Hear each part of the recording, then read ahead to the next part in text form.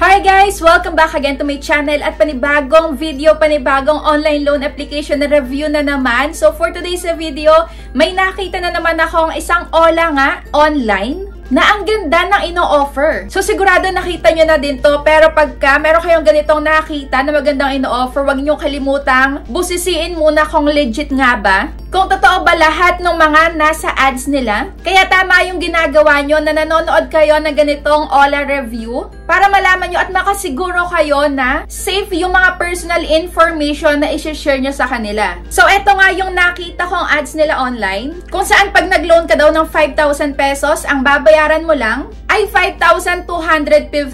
Pagka naman 10,000 pesos, ang babayaran mo ay 10,490. At sa may 20,000 pesos, ang babayaran mo lang ay 21,150.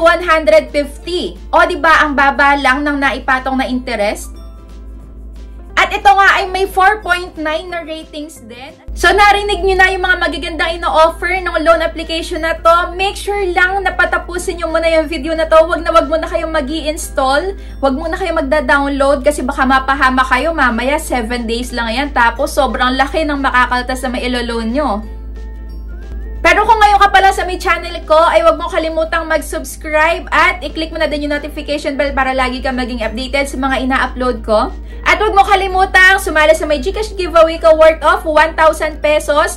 So, 5 ang mananalo ng 200 pesos at may 10 mananalo ng 50,000 ng 50 pesos. So, sa GCash ko yan ipapadala sa inyo, kaya huwag nyo kalimutang sumali. Pero kung ngayon ka na nangangailangan ng mauutangan online na may 0% interest sa may unang loan nyo ay i-click nyo yung link dyan na nilagay ko sa description box sa ibaba at sa may comment section para makapag-apply na rin kayo ngayon at legit yan, 0% interest sa unang loan nyo. So, huwag nyo kalimutang basahin yung loan details bago kayo mag-confirm ng loan nyo. So, ayun na, simulan na natin. So, ito nga ay ang Cashialos or Cashialos Loan App Philippines. So, ito ay merong kapangalan na Cashialo pero iba siya doon. At chinek ko din yung details nito sa may Cashialo. So, ibang-iba talaga. Kaya na-curious ako at i-try na natin ngayon. At chinek ko din yung description nila. Nakalagay dito yung flexible amount, yung highest, siguro maximum, ay 1,000 up to 100,000 pesos ang pwedeng ipaloan sa atin. At ayan, napa-install na ako agad. Nanghingi sila agad dito ng access sa my location. So, dito, allow while using app lang. Tapos, to track your activity across other companies. So, dito, ask app not to track. Hindi ko sila inalaw. Guaranteed din daw ang safety ng personal information na i-share nyo sa kanila. So, sana totoo. At ayan, nag-start na nga ako at ang bumungad nga sa akin ay up to 100,000 pesos. At yung loan term ay 180 days at meron silang 0.05% per day. Medyo mababa to. Kaya subukan na natin kung talagang totoo nga ba. So, syempre, kailangan nating gumamit ng phone number tapos kuhanin ang code. So, start na. Kaso nakakaloka dito, bumaba agad. Syempre, for first-time user pa lang naman, okay, understandable naman, 12,000 pesos ang nandito sa aking dashboard or homepage. So, ayun, apply na natin agad. Dito, ang una nilang hiningi ay ID, tapos facial recognition na agad. At ang hinahanap nila or recommended ID type ay ito, UMI driving license, passport, PIN, SSS, voters, health card, national ID, postal ID, PRC at pag-ibig. So, good thing naman is marami silang recommended ID type. Yung iba kasi dito, sa ibang loan app ay hindi tinatanggap. At dito, pwedeng yung picture ng ID mo is nasa gallery mo na lang, i-upload mo na lang. At pwede rin namang pipicturan. So, pagkayari is merong pop-up up na confirmation. So, check mo lang dyan kung tama yung ID name mo, ID number, saka birthday. Tapos, ayan, magsa-selfie ka na. At pagkayari nun is personal information na agad yung sasagutan natin. Ayan, gender, education, ano yung napagtapusan mo, marital state, kung ikaw ay single, married, number of children, ilan ay anak mo. Tapos, yung loan purpose, ito yung pwede daw business startup, business development, business trip, at marami pang iba. So, yan yung mga pamimilian sa loan purpose. Tapos, ilagay mo yung email mo, home phone, or pwede dito, cellphone na lang din, cellphone number. tapos home city at address details. So, ayun, next na tayo. Ang kasunod ay job information. Ayan, profession. So, dito pwedeng student, police, doktor, government staff, at marami pang iba. Gano'n ka nakatagal dyan sa pinagtatrabahuhan mo, tapos monthly income, magkano sahod mo kada buwan, salary type, kung tuwing kailan ka sumasahod, kung weekly ba, monthly, per day. So, ayun, yung salary day naman, kung anong date mo natatanggap, yung sahod mo. Tapos, yung job type naman, kung ikaw ay full-time, part-time, self-employed, student, retired, at unemployed. And then, ilagay mo lang yung company name mo, kahit na hindi na full company name, kahit abbreviation, lagay mo na. Tapos, yung phone number nila. And next is company address. So, dito dalawa na lang yung part na sasagutan natin. Mukhang mayayari tayo agad.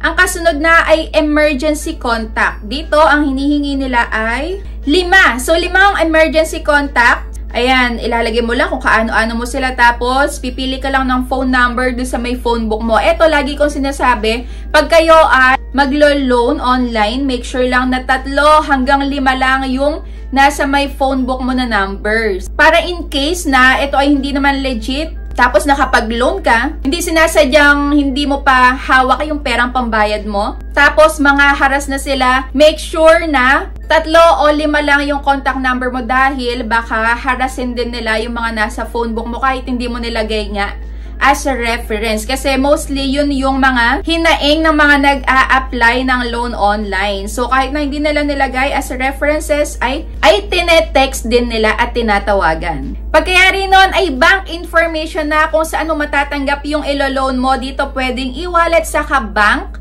Pagka naman e-wallet, ang pwede dito is GCash, Paymaya, Coins, GrabPay, Shopee, at saka OmniPay. Siyempre, gamit na gamit yung GCash. So, dito, pagka GCash ang pinili nyo is, ilagay nyo lang yung GCash number nyo dito sa may payment account number, tas uulitin mo lang sa ibaba. At next na tayo. At eto na yung pinaka-exciting part. Legit nga ba kaya na re-receive natin to? Gaano katagal? At kung buo ba nating matatanggap? So, ayan, nakita nyo naman, lahat naka-check na fill up na natin lahat. At meron ditong nakalagay sa may itaas na loan term, 7 days. Tapos, ang loan amount is 2,000 pesos. Check natin kung ito nga ba talaga ay totoo. Medyo tumaas, naging 3,000 pesos yung in-offer nila sa akin. So, ayan, approve ako ng 3,000 pesos. Kaso lang, ang loan term is 7 days. So, nakakaloka kasi hindi nakalagay doon sa may description nila sa app nila na 7 days. Ang pinaka-start na repayment, ang nakalagay kasi doon is 181 days something. So, ayun, basta hindi siya 7 days. At dito, hindi matatanggap ng buo dahil ang marereceive lang is 1,860. Merong mababawas na processing fee na 950. Merong total interest fee na 19 pesos. At meron ding risk control service fee na 171 pesos. At ang babayaran is 3,000 pesos pa din. So, lahat ng mga other fees ay ibabawas na sa may loan. Kaya dito, ang babayaran lang is 3,000 pesos, walang madadagdag. Pero kahit na ganon, sobrang laki pa din ng mababawas. Sobrang dami ng itatanggal nila sa may loan mo. Kaya kung ang kailangan mo talaga is 2,000 or 3,000 pesos na buo, ay hindi ito makukuha ng buo. Kaya nagpunta ako agad dito sa may settings. Hinanap ko agad kung merong account deletion. Good thing naman is meron, ayan, account cancellation meron sila. So, ikiklik ko na to agad at, ayun, i-check ko lang tong nasa may ibaba na I've read and agreed with the above. So, ayun, account cancellation. So, tingnan naman natin ngayon kung legit ba yung 4.9 ratings nila sa may app nila. So, dito napansin ko, sobrang konti pa lang ng mga nagre-rate. Tapos, yung iba dito ay hoping pa lang sila na ma-aprobahan, kaya naglalagay ng mataas na ratings. Ito din yung isa pa sa nakakapanloko. Akala nung iba, na first time pa lang na maglo-loan online ay sobrang taas na ratings. Mukhang maganda to. So, hindi na nila chine-check kung totoo nga ba.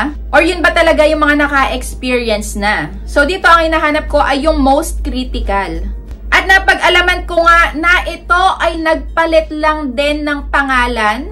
Kaya pala napapansin ko bakit meron ditong ibang pangalan ng app, which is Wallet Cash. So, itong Wallet Cash na to ay hindi maganda na loan app. Pinalitan lang nila yung name nila sa may Casyalos. At dito nag-search din ako online at wala pa namang naipopost sa my Facebook page or nagagawa ng Facebook page. Pero ganun pa man ay hindi ko to inire-recommend sa inyo dahil sobrang taas ng matatanggal sa may ilolo nyo tapos sobrang bilis lang din. So that's it for today's video. Kung nakita nyo to or na-experience nyo na din na mag-loan dito is mag-comment naman kayo dyan sa may comment section para maging aware din yung iba at malaman kung ano yung mga na-experience nyo. At kung meron pa kayong gustong loan app na ipapa-review ay i-comment nyo lang din dyan at i-review ko para sa inyo. So that's it for today's video. Thank you for watching!